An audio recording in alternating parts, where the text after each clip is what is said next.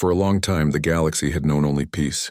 Countless alien races lived under the rule of the Galactic Union, a great council that watched over thousands of star systems. Trade was easy, wars were rare, and technology had removed most dangers from life. Civilizations that once fought for survival now lived in comfort and calm. No one imagined that peace could ever be broken.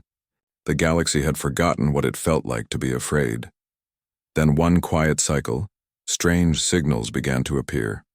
At first they were small, random bursts of energy from the farthest edges of the spiral arm. The Council's scientists thought they were natural, maybe from dying stars or ancient satellites. But the signals kept repeating.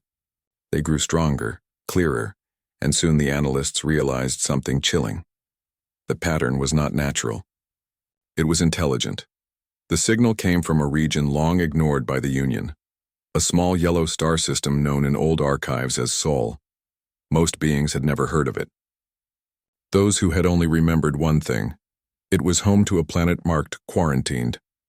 The world's name was Earth. No one visited that system.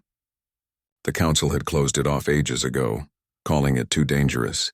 Records from that time were locked away, labeled Deathworld classification. The name came from the way the planet was described, full of deadly animals, violent storms, shifting climates, and creatures so adaptable that extinction rarely touched them. That was Earth, the Deathworld. For generations, no one thought much about it. The galaxy had billions of habitable planets. Why worry about one dangerous rock where nothing good could survive? But now something was moving there. Something that built ships' exploration drones sent to the edge of the Sol system disappeared. No distress signals. No wreckage, just silence. Then one day telescopes caught sight of them, the first Deathworlder ships. They were nothing like the elegant curved vessels of the Galactic Union. These ships were rough, dark, and massive, shaped for war and survival rather than beauty. Their surfaces were scarred with marks of heat and metal. They looked less like machines and more like beasts of space.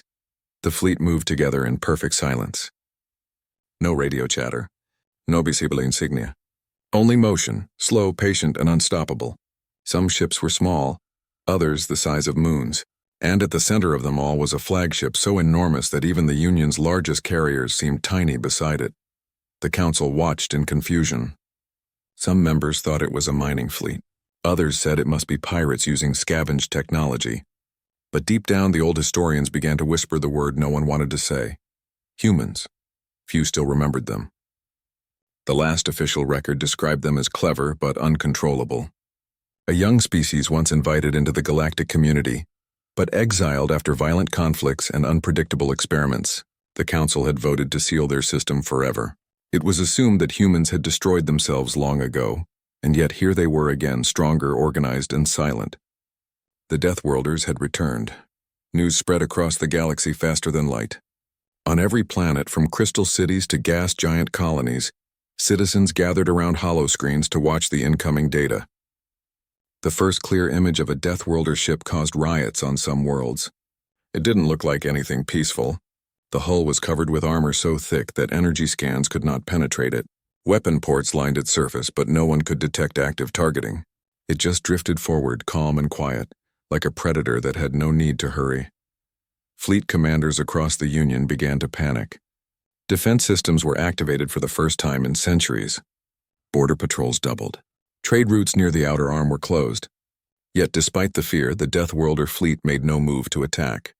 They simply kept advancing, one system at a time, stopping at uninhabited worlds as if studying them. Every time one of their ships entered a system, sensors went dark for hours. When they came back online, they found the humans already gone, leaving nothing but faint engine trails and confusion. The Council called an emergency session. Representatives from 100 species argued through the night. Some wanted to send ambassadors to make contact. Others demanded to destroy the fleet before it reached populated space. But no one could agree. The Union had not fought a war in over 1,000 years. Their ships were made for patrols and rescue missions, not combat. Against a fleet from a death world, even their most advanced cruisers seemed fragile. While they argued, the Deathworlders crossed another border. Outposts began to report strange activity. Pirate groups that had terrorized the Rim for decades vanished. Their hideouts were found later, completely destroyed, melted into slag. No one survived. The few transmissions that were recovered before the signals died out all said the same thing. They came out of the dark. We didn't even see them fire. That was when the galaxy began to tremble. Fear became real. The Council's calm language of diplomacy started to sound hollow. Entire populations near the frontier packed their ships and fled inward toward safer systems. Civilian traffic filled the hyperlanes. Some planets demanded the Council protect them. Others accused it of hiding the truth about the Deathworlders. In the middle of the chaos, the analysts at the Galactic Archives dug deeper into old records. They found something that had been buried for ages, evidence that the humans had once built primitive spacecraft, even before their exile. The files described their early rockets, their wars, their endless will to survive. Every time nature tried to kill them, they adapted. Every time they destroyed themselves, they rebuilt. To the other species, their history looked like madness, but to those who studied it carefully, it looked like something else: determination. The idea that such a species had finally mastered interstellar travel was terrifying. A world where predators learned to build ships meant that survival itself had taken form and was now moving among the stars. Still, no direct communication came. The Deathworlders sent no demands, no greetings, no warnings. Their silence spoke louder than any threat. Weeks turned into months. The fleet grew closer to Union space. Patrols that tried to scan them found themselves jammed by strange frequencies that caused their systems to overheat. One scout ship that got too close was found drifting, engines dead, crew unconscious but alive. When they woke, they spoke of hearing whispers through their ship's hull like someone testing their language.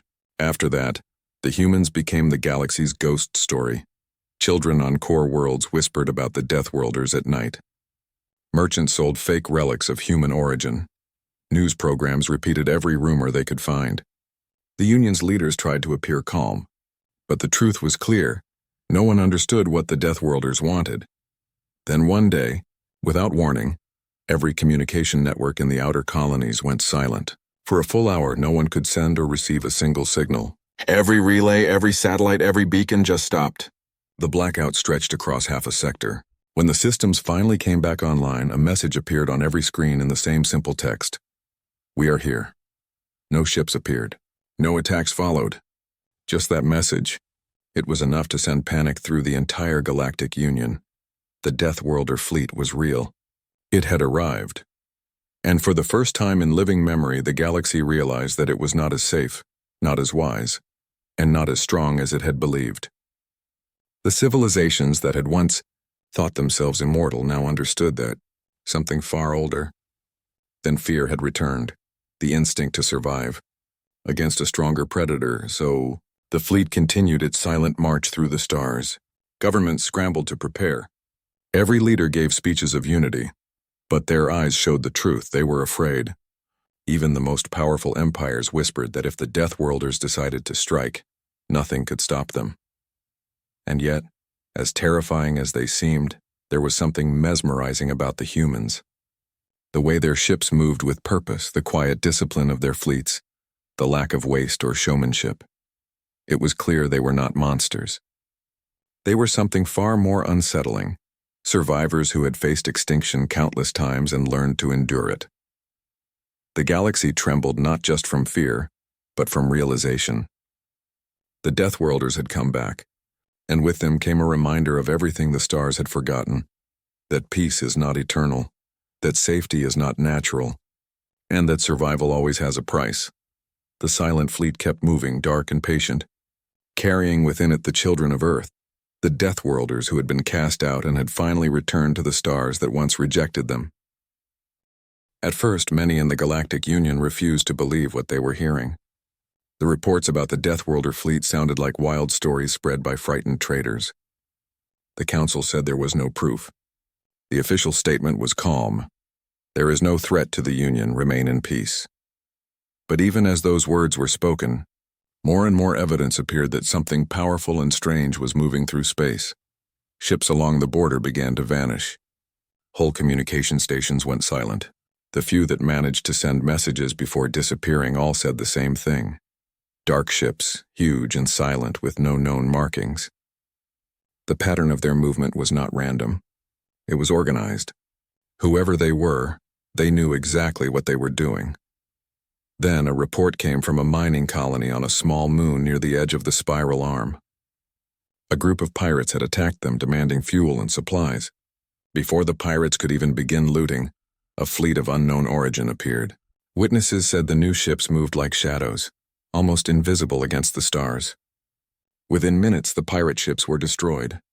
Not damaged, destroyed completely. When rescue teams arrived, they found nothing but melted metal and drifting debris. The miners said one thing before their transmission ended. They saved us, but we never saw their faces. That was when the name Deathworlder started spreading again. It came from the ancient classification of planets like Earth, worlds so dangerous that most species couldn't survive there. Those who evolved on such planets were called Deathworlders, and humans were the most extreme example ever recorded. They had grown up surrounded by death, predators, diseases, disasters, and war, and instead of dying out, they had adapted. No one in the galaxy had ever been like them. Historians began to dig into the past, reopening old files about humanity. The stories shocked even the most peaceful species. They read about human wars that had destroyed continents, about diseases that wiped out millions, and about how humanity kept rebuilding every time. They learned that humans had fought in freezing cold, burning deserts and poisonous jungles, and survived. Even their own planet had tried to kill them again and again, but they had refused to die. That was why they were called Deathworlders. Not because they brought death, but because they came from a world where death was normal, and life had to fight for every breath. Now those same beings were flying starships. That idea terrified everyone. In the great city of the Galactic Council, ambassadors argued endlessly. Some said the Deathworlders must be contacted immediately. Others said it was too dangerous, that any attempt to talk might attract their attention. A few believed that humans had come to take revenge for the ancient exile, when the Union had banished them from galactic society. But there were no clear answers. No one knew what the Deathworlders wanted. While the council debated, panic began to spread. Civilian broadcasts filled the air with rumors. Some said the humans were unstoppable monsters. Others claimed they were saviors sent to destroy the pirates and warlords who plagued the outer systems. Every story was different, but all shared one feeling: fear. Even the most advanced military powers were uncertain. The Union Navy, proud and vast, realized it had never fought a real war in centuries. Its ships were built for patrols and peacekeeping, not for battle. They relied on diplomacy, not destruction. But humans came from a world where war was a teacher.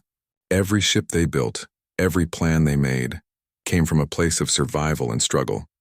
Soon, small recordings of the Deathworlder ships began to leak. They were terrifying to look at, built from dense alloys, black as night, and reinforced in strange ways that made scanners fail.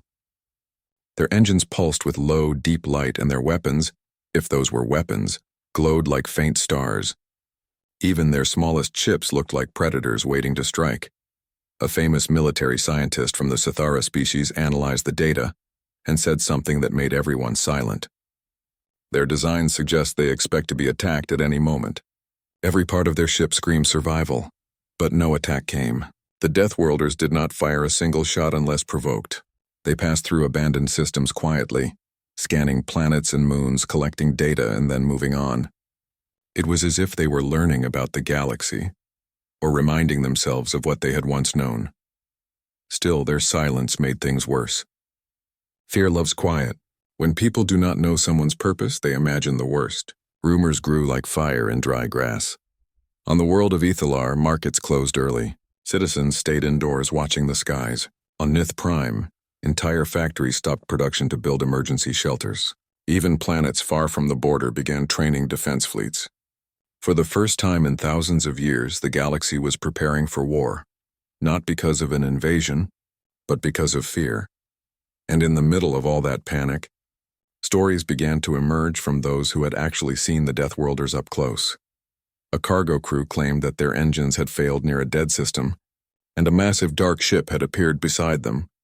They expected to die, but instead the humans had repaired their engines and left without a word.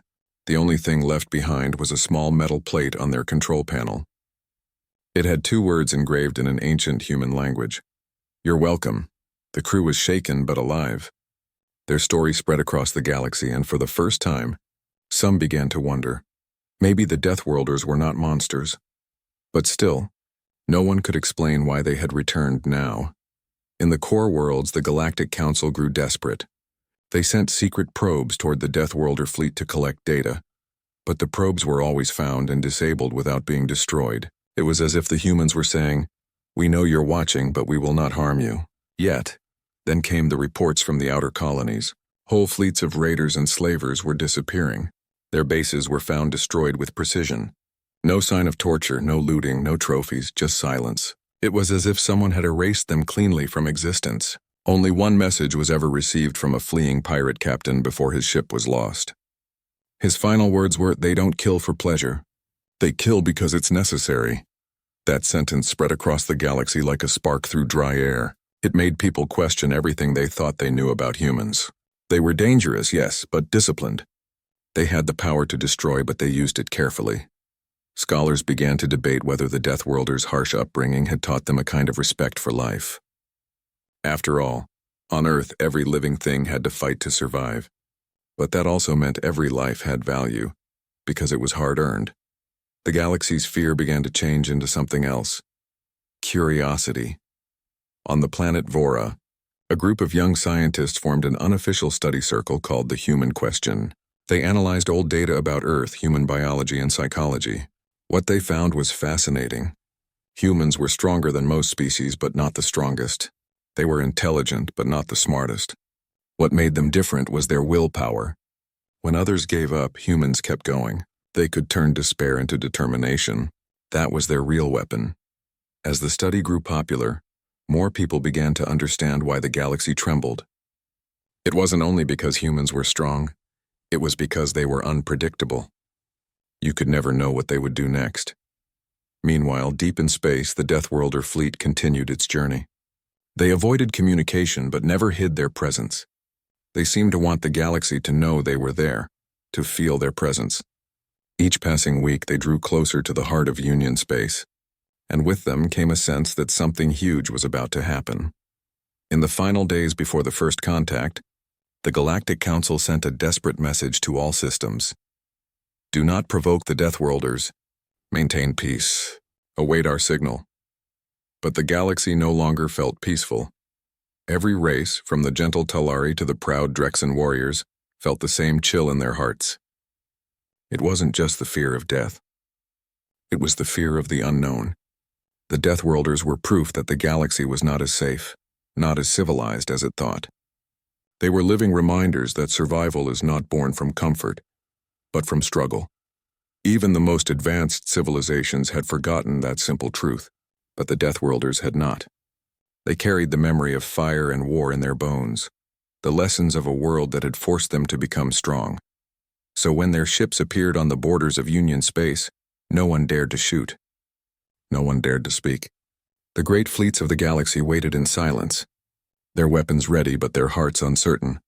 And as the dark shapes of the Deathworlder ships filled the stars, every being, from the lowest miner to the highest ambassador, finally understood why the old stories had warned them.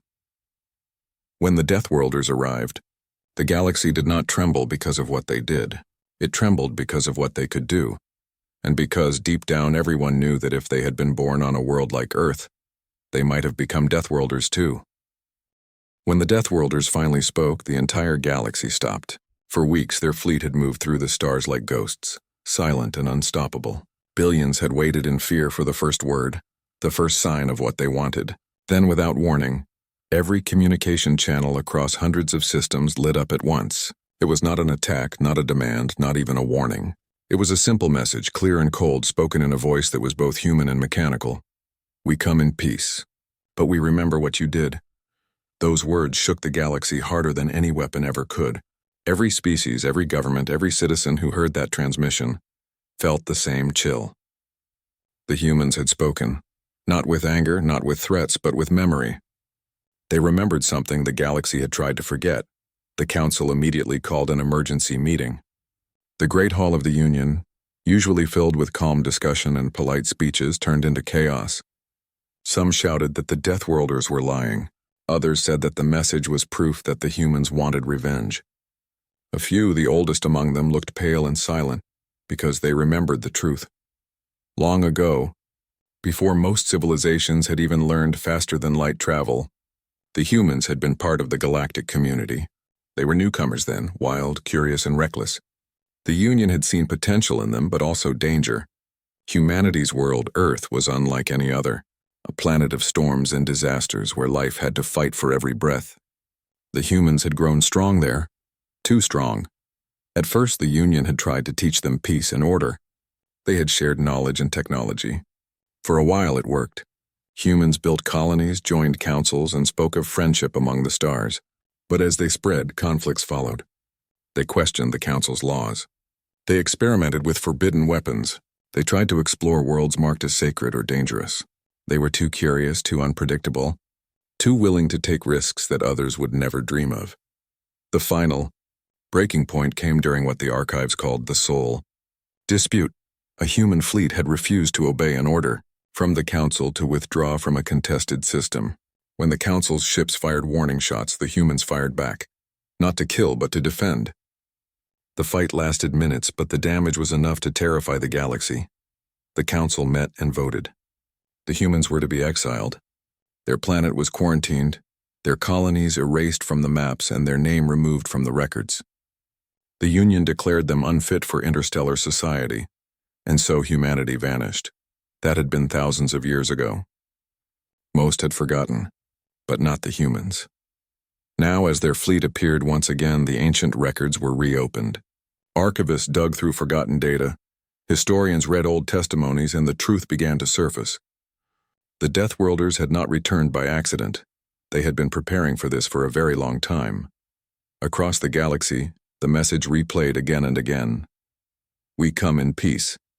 But we remember what you did. Some thought it was a threat. Others thought it was a plea.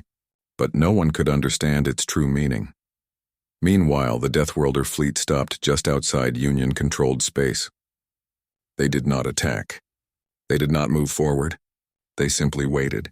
The Council sent dozens of probes and signals, all ignored. Finally, after much debate, the Council agreed to send a diplomatic ship. It was the first official contact with humans in millennia. The chosen ambassador was a being called Varric, from the species known as the Thal-Un, patient, calm, and skilled in negotiation. His ship, the Luminous Path, approached the Deathworlder fleet slowly. Every scanner was active, every weapon powered down. As the path entered the human formation, the ambassador saw their ships up close for the first time. They were immense and strangely beautiful, not smooth and polished like Union vessels, but powerful, built for endurance, as if shaped by fire and struggle. A voice came through the comms, deep and steady. Ambassador Varric of the Thal-Un, representative of the Galactic Union. You are welcome aboard the HSS Resolute. Please follow the beacon. The ambassador's crew froze. The humans knew who they were. They even knew their ship's name. Somehow they had been listening the whole time. When the docking was complete, Varric stepped into the human ship. The first thing he noticed was the gravity, heavier than most worlds. The air was thick, warm, and filled with the faint scent of oil and metal. The corridors were wide, lined with armor plating. Everything looked like it was made to survive an explosion. And then he saw them. Humans. They looked smaller than the legends had said, but there was something powerful in their eyes. They didn't move like soldiers or bureaucrats. They moved like predators who had learned patience. Their uniforms were plain, marked with a single symbol, a circle of stars around the shape of a human hand. The human commander introduced herself as Admiral Elena Voss. Her face was calm, her voice clear. We thank you for meeting with us, Ambassador, she said. We are not here to fight. We have no interest in conquest, but we remember the exile. We know what your council did, and we want the truth to be known. Varric tried to explain that the current Union was not responsible for ancient actions, that the leaders who made that decision were long dead. But Admiral Voss only nodded slowly. We understand, but your people still live under their laws, the same laws that banished us. We will not seek revenge. We only demand recognition, that we were wronged and that humanity has the right to exist among the stars once more. For a moment there was silence. Then from deep within the ship a soft humming began. The walls around them lit up with holographic projections. Images from Earth's history, old footage recovered and restored. Varric watched as the scenes played out, humans building cities, crossing oceans, exploring space for the first time. He saw wars, yes, but also art, laughter, and resilience. He saw them fall again and again, only to rise stronger each time. The final image was of a small blue planet floating in the darkness of space. "This is our home," the Admiral said quietly. "You called it a death world. To us, it is proof that life can thrive anywhere, no matter how cruel the universe is." The ambassador was silent. For the first time in his life, he felt something strange, respect mixed with guilt. When the meeting ended, the Deathworlders allowed him to leave freely. They made no threats, no demands for territory or power. All they asked was that their message be delivered to the Council. When Varric returned, he told the Council everything.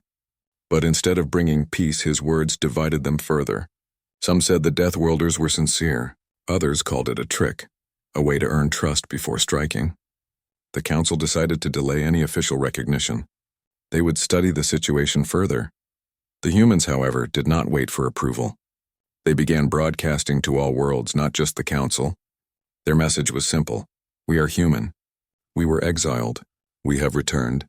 We seek no war. We seek remembrance." Billions heard those words, and for many across the galaxy, they stirred something powerful. The human story, one of struggle, pain, and survival, felt familiar. Every species had once faced extinction, but most had forgotten what it meant to fight for existence. The humans reminded them. On small colonies and outer worlds, people began to speak in favor of them. Some even raised human flags alongside their own. The Council tried to stop it, but the idea had already spread. Maybe the humans were not monsters, but symbols of endurance. But not everyone was pleased. A number of powerful empires within the Union saw the Deathworlders as a threat to their control. They feared that the humans' return would inspire rebellion, that people would start questioning the Council's authority. Secret meetings were held, plans were made, and fleets were quietly armed, all under the claim of protection. Meanwhile, the Deathworlders remained calm. They sent no more fleets, no more signals. They simply held their position at the edge of space, waiting for an answer that never came. Days turned into weeks. The tension grew unbearable. Then a small colony near the border, one that had openly supported the Deathworlder, was attacked by raiders. Before the Council could respond, human ships appeared. They saved every colonist, destroyed the raiders, and then left just as before. They never claimed credit, but everyone knew who had done it. The galaxy's fear began to mix with admiration. The Deathworlders had power, but they used it wisely. They didn't conquer. They protected. Across the stars, a new phrase began to spread, whispered first in fear, then in awe. The humans remember, but they forgive. No one knew what would happen next, but one thing had become clear. The Deathworlders were not here for revenge. They were here for something far more unsettling. To reclaim their place among the stars, not as rulers, not as conquerors, but as survivors who had earned their right to stand beside every other species. And as their ships waited in silent formation beyond the borders of Union space, the galaxy began to realize that maybe the greatest danger was not what the Deathworlders would do, but what their return revealed, that the galaxy had grown weak, comfortable and forgetful, while the children of Earth had never stopped evolving. When the Deathworlder fleet began to move again, the galaxy watched in breathless silence. For months they had waited just beyond Union space, neither attacking nor retreating. Some had begun to hope that the humans would leave peacefully. Others warned that their silence was only the calm before a storm. Then one day their ships powered up together, glowing faintly like a field of dark stars, and the entire galaxy trembled once more. But instead of heading toward the core worlds, the Deathworlders turned toward the outer rim, the lawless regions where pirates, slavers, and warlords ruled. These were places the Galactic Union had long ignored. Too far, too wild, too dangerous to govern. For centuries, the Council had promised to bring order there, but in truth they had abandoned those people to chaos. The Deathworlders went where no one else dared to go. The first report came from a mining colony on the edge of the Drexen Wastes. It was a desperate call for help, just like many others before it. Pirates were attacking, civilians were dying, and the Union Navy was too far away to intervene. Normally, that call would have gone unanswered. But this time something answered. A Deathworlder fleet appeared out of hyperspace. The pirates tried to run, but they never stood a chance. The humans' ships moved with terrifying precision, their weapons silent and controlled. In less than 10 minutes, the entire pirate armada was gone. The colony expected the humans to land and take control, but they didn't. They simply restored power to the colony's systems, left supplies, and disappeared into the void. Word spread faster than light. Within days, new stories emerged, of slavers' ships being found adrift, of warlords' bases burning on lifeless moons, of raider fleets scattering like frightened insects. Every story ended the same way. The Deathworlders came, fought, and left without a word. To the outer colonies, they were heroes. To the Galactic Union, they were a mystery. No one understood their true goal. They weren't conquering or claiming territory. They weren't even communicating. They simply acted, always against those who preyed on the weak. For many species, this was deeply unsettling. The Union had built its power on control and diplomacy. Every action had to go through long debates, endless discussions, and votes. But the humans didn't wait for permission. They saw injustice and ended it. To some, that made them saviors. To others, it made them dangerous. In the great cities of the Union, news feeds were filled with footage of the Deathworlders' actions. Cameras from liberated colonies showed their Marines walking calmly through fire and smoke, their armor blackened but unbroken. One clip showed a human soldier lifting a collapsed metal beam with his bare hands to rescue an alien child. Another showed a group of human engineers repairing a water system on a half-frozen moon. Everywhere they went, they left order where there had been chaos. But fear still lingered. The Council's military commanders analyzed every piece of data and realized something terrifying. Even though the Deathworlders fought constantly, they had lost almost no ships. Their technology was strange, efficient, and rugged, built not for luxury but for survival. Their weapons weren't the most advanced, but they worked in any condition. Their engines could function in radiation zones that crippled Union ships. It was said that their armor could survive direct plasma fire, and that their soldiers could keep fighting in zero gravity, extreme cold, or toxic atmospheres. Every other species had evolved to avoid danger. Humans had evolved to endure it. One admiral summarized it in a single sentence. They are not unstoppable because of their weapons. They are unstoppable because they never stop. As the Deathworlders' victories piled up, something else began to happen. Planets that had long been afraid began to rise. The sight of the Deathworlders fighting for others gave courage to those who had lost hope. Small resistance movements formed on worlds under pirate control. Refugees who had fled their homes began to return. For the first time in centuries, the Outer Rim began to heal. But in the core worlds, the mood was far from hopeful. The Council felt their power slipping.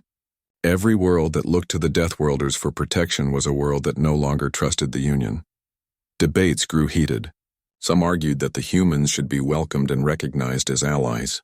Others demanded that they be stopped before their influence spread too far. In secret, a few powerful empires began to prepare for war. Fleets were built under the excuse of defense. Spy satellites were sent to track the humans' movements. But the Deathworlders seemed to know exactly when they were being watched. Every time a spy probe came near, it was gently disabled and sent drifting back to its owners. Unharmed but humiliated. It was as if the humans were saying, "We see you. We are not afraid." One of the most shocking moments came when the Deathworlders entered the Seraph Nebula, home to a massive slave ring run by one of the galaxy's oldest crime syndicates. For decades, no one had dared challenge them. Their fleet was large, their stations heavily defended. The Union had tried diplomacy and failed. Then the Deathworlders arrived. In a single night, the nebula turned into a storm of fire. The humans attacked with precision that defied logic. They disabled engines, destroyed command centers, and cut communication lines. But they never targeted escape pods or surrendered ships. When the battle ended, every slave had been freed. The syndicate leaders were captured alive and turned over to local authorities with a single message: "Justice is yours to choose." The galaxy could hardly believe it. A single fleet had accomplished what the Union had failed to do in 100 years. Across 1,000 worlds, people cheered the Deathworlders' name. Statues were built. Songs were written. Children played games pretending to be human soldiers saving colonies. For many, the Deathworlders became legends, not destroyers but protectors. But not everyone was celebrating. Within the council chambers, paranoia grew. The politicians whispered that the humans were manipulating public opinion, that they were winning hearts so they could later take control. Some even claimed that their acts of kindness were calculated to make the galaxy dependent on them. The Council ordered a secret task force to monitor human transmissions. What they discovered only deepened the mystery. The humans weren't sending propaganda. They weren't even trying to justify themselves. Their communications were private, encrypted, and simple. They only talked about logistics, rescue missions, and aid delivery. No demands, no declarations, just action. Meanwhile, ordinary people across the galaxy began to ask a question that terrified their leaders. If the Deathworlders can protect us without politics or profit, what do we need the Union for? The question spread like wildfire. On the world of Morales, citizens marched with banners that read, "We trust the ones who act." On another, a group of students built a small spacecraft painted with the words "To Earth, our brothers in the stars." The Council tried to censor these movements, but it was too late. The Deathworlders had become more than just a fleet.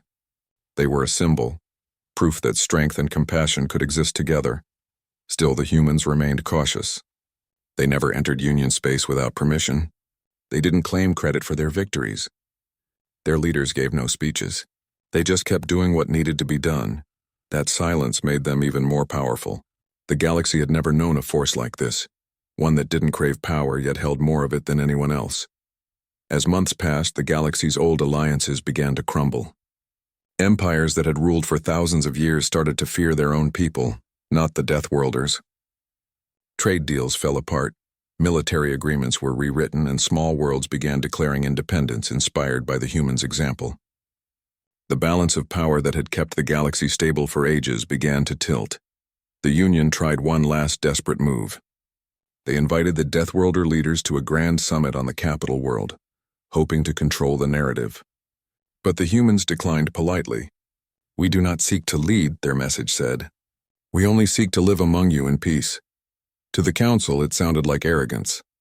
To the people, it sounded like truth. Every civilization in the galaxy now knew the same thing. If the Deathworlders wanted to conquer, they already could have. But they didn't, and that was what made them so frightening. They had the power to destroy, and yet they chose not to. Fear turned into awe. Awe turned into respect. And respect turned into something even stronger. Hope. For the first time in generations, the galaxy began to dream again. The Deathworlders had reminded them what it meant to fight for something real.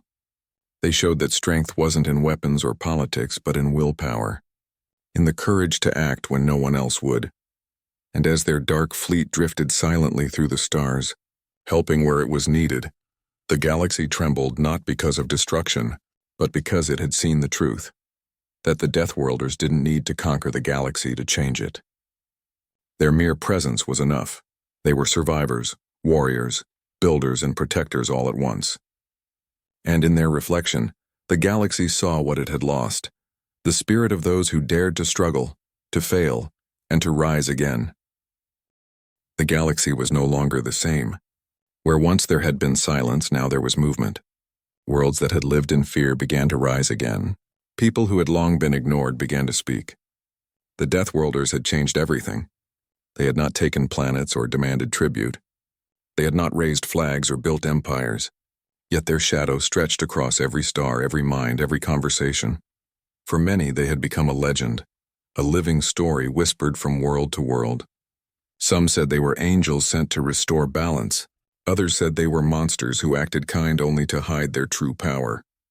But for those who had seen them up close, the ones who had been saved, who had fought beside them, they were something different. They were human. And humanity, for all its contradictions, had become the most unpredictable force in the galaxy. The Union Council, now divided and fearful, gathered again in its grand chamber. Endless arguments echoed through the halls. Some members begged for peace, others demanded war, but no one could agree. Reports kept arriving. Deathworlders repairing broken satellites, helping flood victims on distant moons, rescuing miners trapped underground after a quake. None of it made sense to the politicians. Why would a species so powerful waste its strength helping strangers? A famous ambassador finally said what many were thinking. They do these things because they can, and that is what makes them dangerous. Outside the council's walls, the galaxy didn't care about politics anymore. 1,000 worlds had already begun following the Deathworlder's example. Colonies started training their own defense groups. Former slaves formed councils to rebuild their communities. Even soldiers from other species began using human tactics, working together with trust, not fear. Something was awakening. An idea that power was meant to protect, not control. But not everyone welcomed this change. The great empires that had ruled for centuries began to panic. Without fear, their rule was nothing. Without obedience, their thrones were empty. In desperation, some of them formed a secret alliance. They called it the Silent Accord. Their plan was simple: destroy the Deathworlder fleet before it was too late. They gathered their strongest warships, the most advanced weapons the galaxy had ever seen. Hidden in the dark between stars, they built an armada meant to end the humans once and for all. They told no one. They launched their fleets under false signals, pretending to be trade vessels. But the Deathworlders saw everything. Their sensors were old-fashioned, yes, but their instincts were sharp. Humans had always been hunters, survivors. They knew when they were being stalked. When the Silent Accord's fleet finally attacked, it was like watching the night itself come alive. Thousands of ships emerged from hyperspace around a Deathworlder relief convoy. For a moment, it looked like the humans were trapped. The sky lit up with plasma fire. Entire oceans boiled on the nearby planet from the energy blasts. The Council watched the battle feed, convinced that humanity's reign was over. But they had underestimated the Deathworlders again. The convoy's distress beacon blinked only once, before a massive shadow appeared in orbit. The flagship Iron Will, the Stories, said it was older than most of the Union's fleets, built not for show but for survival. Its hull bore scars from battles long forgotten. Its captain, a woman named Mara Hayes, had fought in the early wars back on Earth, when humans had still battled each other. Her voice came through the enemy's channels, calm and steady. "You fire upon those who bring peace. You will receive what you have earned." Then the Deathworlders fought back, not with rage but with terrifying precision. They didn't destroy every enemy ship. Instead, they crippled weapons, disabled engines, and forced surrender after surrender. Every time an enemy fired, the humans responded twice as fast. Their smaller ships darted through enemy lines like wolves through a herd. They used asteroids as cover, manipulated gravity fields, even turned enemy missiles back using clever electronic tricks. It was not a massacre. It was a lesson. When the battle ended, thousands of ships floated powerless. The Deathworlders didn't gloat. They didn't broadcast victory speeches. They simply transmitted a single message across all frequencies: "We will not fight those who refuse peace, but we will defend those who seek it." Then they left. The entire galaxy saw that message. For the first time, even the enemies of the Deathworlders were silent. They realized the truth: they couldn't win by force. The humans didn't need to rule. They just needed to exist. Their example alone was enough to shift the balance of everything. Weeks passed. The Union Council tried to hide their involvement with the failed attack, but word leaked out. The people were furious. On dozens of worlds, protests broke out. Some planets even declared independence from the Union entirely. Others refused to send taxes or ships to support the Council. The grand order of the galaxy was falling apart piece by piece. But amid the chaos, something beautiful was happening. The Deathworlders began reaching out, quietly, directly, to other species. They started sharing technology, medical advancements, and survival training. They taught colonists how to grow food on barren moons, how to recycle water from toxic air, how to fight off raiders without relying on massive fleets. Humanity was building something the galaxy had never known before: unity through action, not words. Soon, the first joint colony was founded on a planet once thought uninhabitable. Humans worked beside aliens of a dozen species, building homes, schools, and fields. They called it Haven. It wasn't a human world or a Union world, it was a world for everyone. Haven became a symbol of what the future could be. Children from every species played together in the dust. Engineers built wind turbines out of scrap metal. Soldiers who once fought each other shared meals. For the first time, the galaxy was beginning to understand what made the Deathworlders so powerful. It wasn't their weapons or their technology. It was their spirit. Humans had grown up on a world that tried to kill them every day. They had survived ice ages, diseases, wars, and disasters. But through all of that, they had learned to adapt, to rebuild, to hope. That same fire now burned across the stars. Even the most cynical politicians began to see it. The Deathworlders were not conquerors. They were teachers, showing everyone what they could become. One old counselor who had once voted to attack them finally spoke to the assembly. We feared them because we thought they wanted to rule us, but they only wanted to remind us how to live. Years passed and the galaxy slowly changed. The word Deathworlder no longer meant monster. It became a title of respect, a symbol of endurance. Worlds that had once shunned humans now asked for their aid. The borders between species began to fade. Trade routes opened again, not out of obligation, but out of friendship. And through it all, the Deathworlders remained humble. They never built a grand empire. They never crowned leaders or demanded tribute.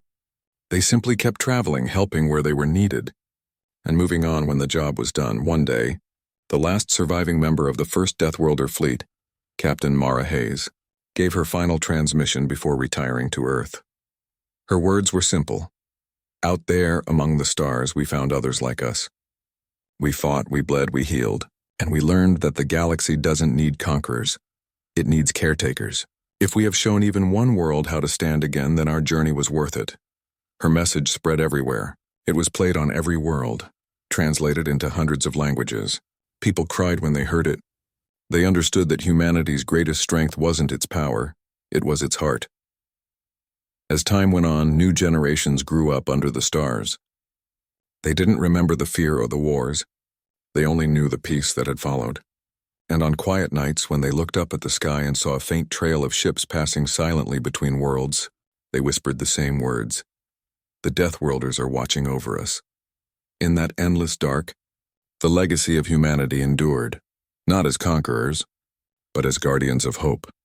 And though the galaxy no longer trembled in fear, it still trembled in awe, in gratitude, and in the quiet understanding that sometimes the most dangerous beings in the universe are not those who destroy, but those who choose to protect.